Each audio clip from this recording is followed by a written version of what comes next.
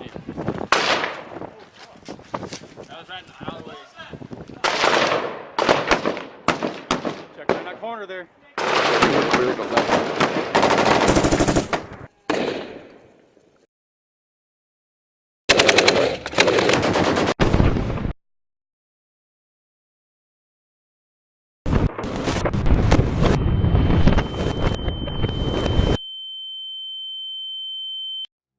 My deployments took me to Afghanistan twice. That's where all the hostile, action happened.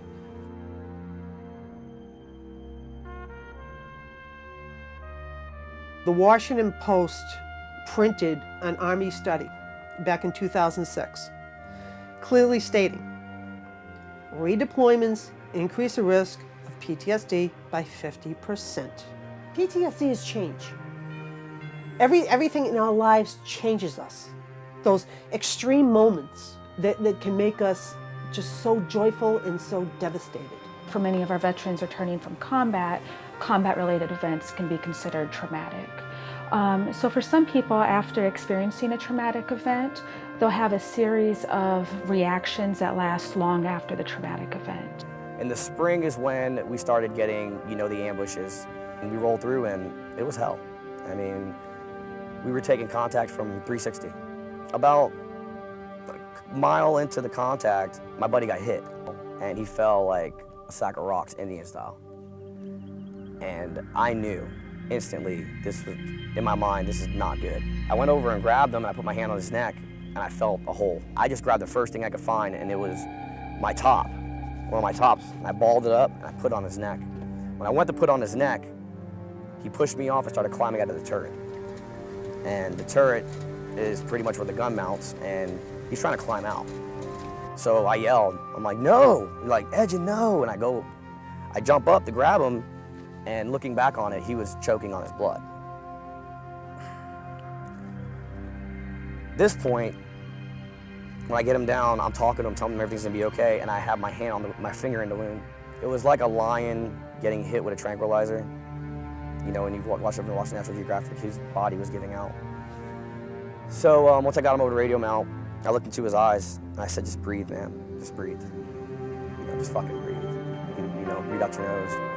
And he just looked at me, and at that moment, and going through exposure therapy on this, I remember more now than I did before. The look on his face was, he knew that it was time for him to go. And it wasn't a look of fear now. The first look when I seen him when he fell was fear. Now he kind of looked at me like it's okay. This is what got me. And then my door opens. We're out of the ambush. The next thing I did after my sergeant major came up to me and asked me if I was okay, and like grabbed me and said, are you okay? Like snap out of it. I yelled mortars, and we went and got our mortar tube up, our 81, and we shot mortars down into the valley. And I made sure I was the one on the gun. That was probably the biggest traumatic incident I went through. And I thought I was fine for many years. So a lot changed after that. I made sure to vow that I will do everything I can as a soldier through him, that I will go the extra mile for him. That I would be a better person and live my life the right way. And PTSD, I didn't know what it was. That became my new enemy.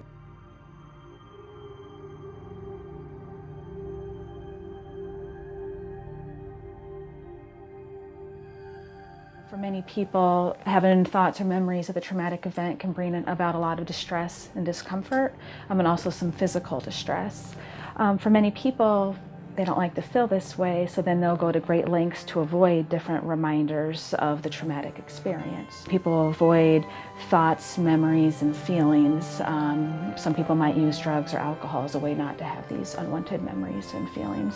I realized I had PTSD when probably 4 years later, I was told by a doctor, because I started to struggle when I left Fort Drum. I already had my mom, my dad, friends, family, my wife telling me I had changed, and I hated it. I started drinking heavily. I used to be a social drinker. I started to hide alcohol from my wife.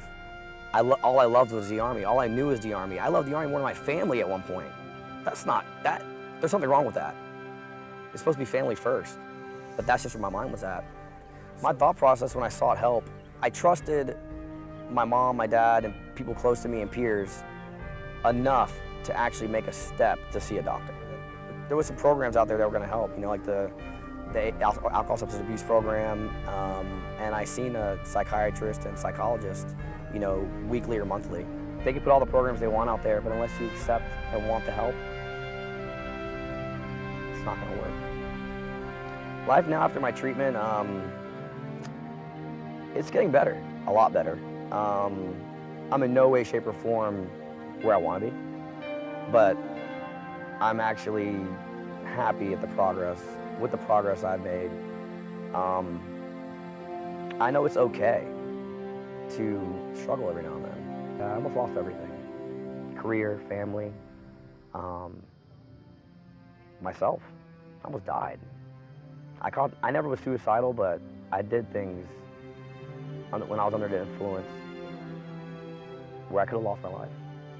If you have combat PTSD, in some way, shape, or form, you're a hero. And I accept that. Help doesn't have to be taking medication. Help could just be calling a buddy, talking to your family about it, opening up to somebody. Get the treatment if you need it, whether it's talking to somebody or going to a doctor, and there's nothing wrong with that. And I promise it works, but you have to give 100%. PTSD is beatable. It's manageable. It can actually be treated. If you know somebody that's struggling with it, give them a hug, give them a hand, you know, just do what you can for them.